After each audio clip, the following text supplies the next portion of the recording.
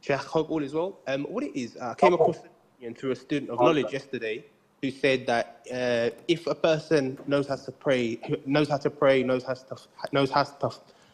to fast, these are the bare minimum things they need, and anything more than that is recommended. So my question to you is, Alhamdulillah, I've been accepted by Zad Academy, and I've been learning through your playlists on YouTube, and I've been starting to learn Arabic. My question is, if I got debts to pay to others, would I be sinful if I seek knowledge that's recommended according to him, and then, every so often you have to buy notepads and pens, as opposed to then putting that extra money towards paying off a debt, if that makes sense? The debt will take quite a long time anyway to pay off. Thank you. The biggest problem, Akhi, is when people listen to something and they misunderstand it. Not only that, they cascade their own thoughts according to their whims and desires and start to build castles of sand, which has no foundation, which has no strength to shelter anyone. This is the biggest problem.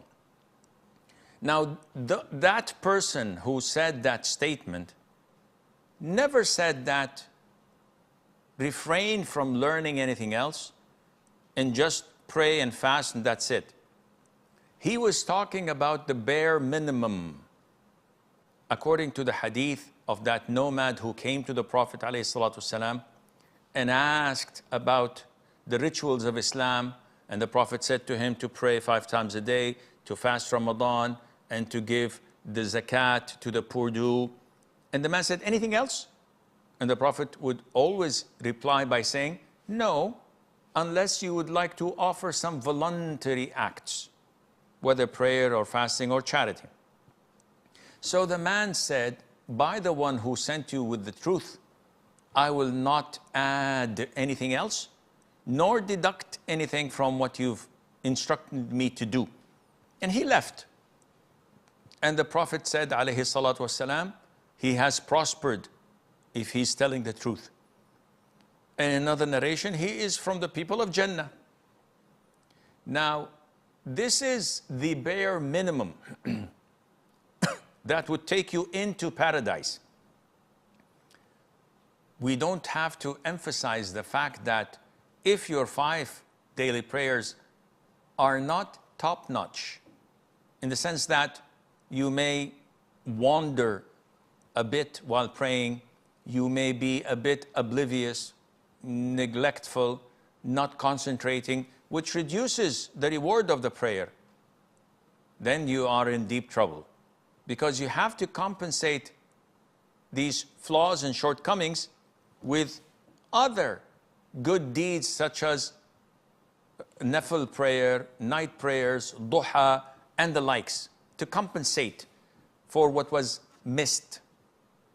So this is what probably the Sheikh was telling you about. Now, stating that I have to pay off my debt.